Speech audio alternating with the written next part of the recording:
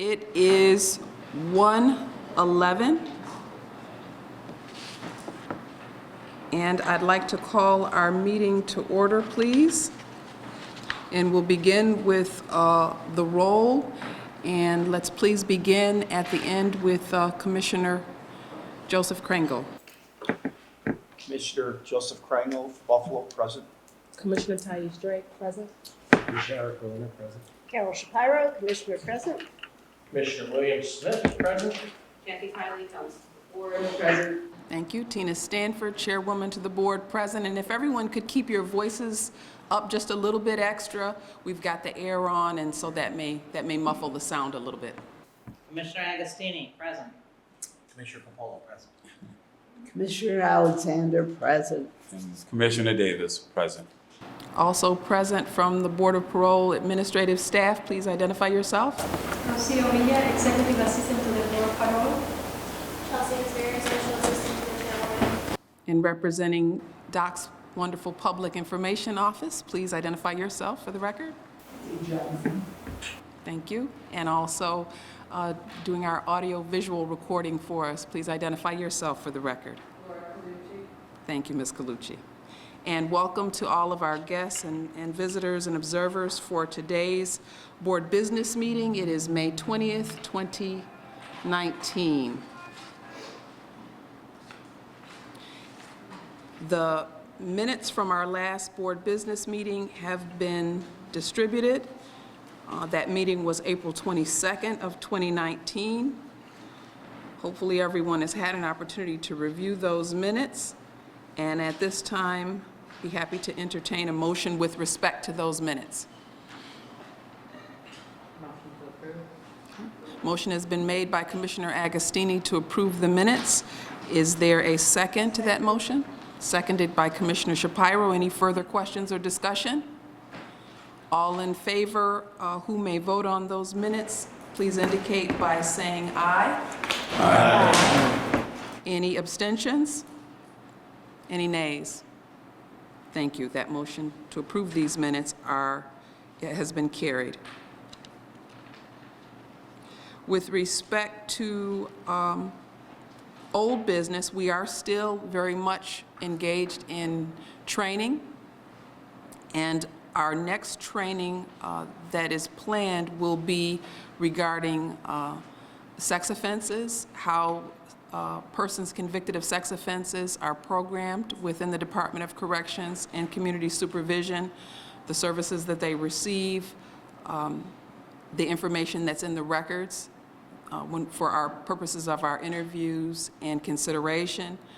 So we will be meeting with a variety of different staff from the Department of Correction. We'll be meeting with program services staff, and we'll also be meeting with community supervision staff so that we can understand better treatment in the community and housing in the community for that population. And again, that's one of several populations that our Special Populations, also known as Vulnerable Populations Committee, is concerned with. And so that's been a training that all of you have wanted at one time or another, and hopefully we'll be able to achieve that. If not by the end of June, hopefully the end of July.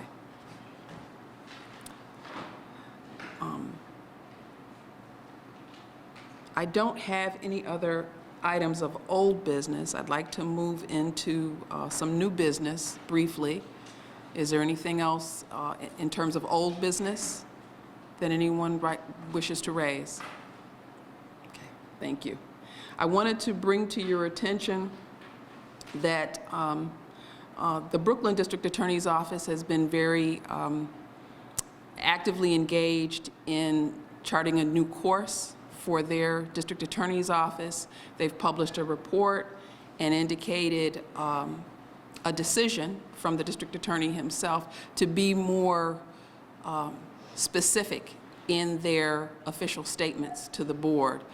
And it appears that they have already started to put that practice in motion to, rather than sending blanket form letters, boilerplate language with respect to their opinion on what should happen with respect to people who are incarcerated coming before the board for review, they're taking a more particularized approach, and there may be instances when they are in favor of release, and will let us know that. So just please do what I know you always do, which is pay very close attention to official statements that come from the sentencing court, the district attorney's office that was involved in the underlying conviction, as well as statements that come from defense attorneys who represented persons at the time of their conviction.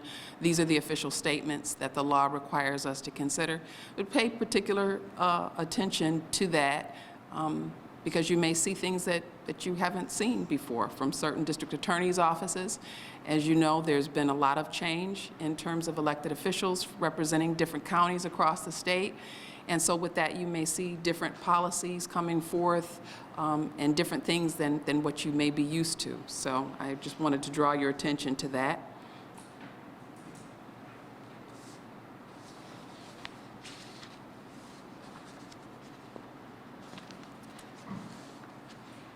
I don't have any other new business at this time to discuss. We can move into correspondence, announcements, and invitations unless anyone else has any new business they wish to put on the record for today. All right.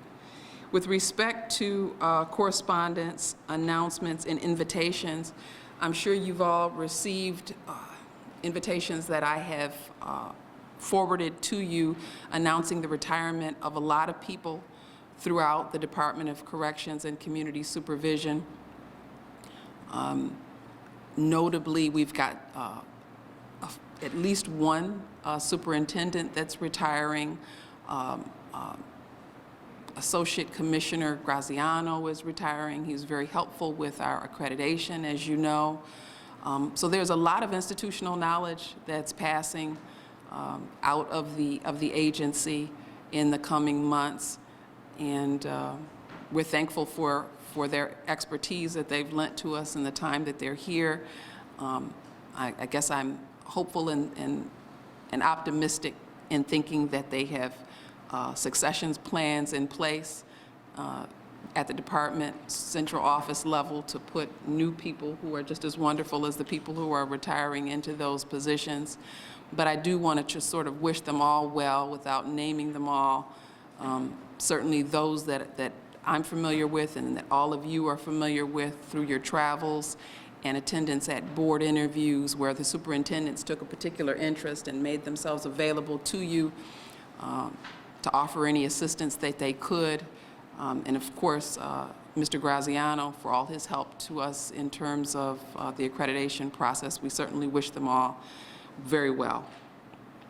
And we are going to be losing one of our own, fine commissioners as well, moving on to new opportunities.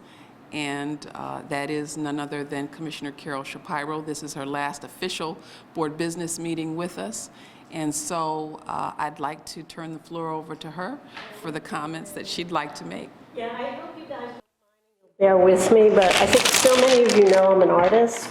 And so I have done a bunch of artwork about my experience in parole, and I wrote a poem, and I'd like to read it to you. It's not personal to any of you, it's really personal to my experiences on the parole board, okay? But first I want to thank all of you, but I thank you in the poem too. I'm going to stand, if that's okay. I can't turn my head, but you can tell I do a lot of public speaking, so I apologize for that. But I will tell you, I stay at Hilton's. Any of you stay at Hilton's? Do you ever look at what's on the card? I used it a lot. It's part of my collage here. These are bars, but it's the cards say, your stay, your way, number one. The other card said, it's time to let me go. So I couldn't resist using that as part of my expression about what parole is. So this is called Ode to the New York State Board of Parole. It's on the road again, it's Monday morn, Syracuse or Utica, to secrecy I'm sworn. Review of the records, confidential files and all. Follow each of the statutes. Follow the law. Who knew De novos, 3 YDs or rescissions, parole preparation, and myriad decisions. The compass, the case plan, and sentencing minutes, rifling through a file, absorbing nuances in minutes. Hawkins, LCTI, LAC, and EEC, abbreviations demanding reflection on what is to be. The depth of pathology I had never foreseen. People who rape and murder and who otherwise are needy. But we meet many strong and brave souls with strengths galore, and the crime of conviction defines them no more. Humanity prevails despite the conviction or crime. Rehabilitation and transformation can happen over time. Those labels as sex offenders trouble me a lot, as conditions all onerous, deserving or not. And for those struggling with mental illness, and the elderly too, require compassion and community opportunities, often too few. Drug use is rampant inside and out of the new red barn. Sadly, we can't stifle alcohol, cocaine, and its ongoing harm. But people are experts in their own lives. We should not be prescriptive or pathologize. While the board is diverse, complex, rich, and fine, release decisions are challenging, values redefined. Taking lots of deep breaths characterize my norm. I know I have fault lines that run deep in reform. Critical of our punishment industry, way too robust. For me, rethinking justice is an absolute must. While sensitive to victim impact, not so much the persistent PDA. When is enough, and who should say? I dislike labels such as offender, addict, and clean. I know I'm opinionated, passionate, sensitive. My mother, crushed by a driver, taught me redemption. Opiate addiction, a crisis. My nephew OD'd, did I mention? This is all for you. To you, heartfelt thanks for collegiate and patience so deep. You were considerate and kind, as this job was a leap. From each of you, and I really mean this, a morsel or two was extracted. My justice journey is duly enhanced and impacted. In this challenging endeavor, I truly wish you well. You play a vital role and can always ring the bell. So I just want to thank you so very much. Obviously, this is from my heart and my experiences, and it's been a joy to work with you, and I certainly will take with me so many of the experiences and information I have learned and gathered in these few years. So just thank you so much. I really appreciate it. Still have a number of boards to go through, so let's do our best. Thank you. Thank you.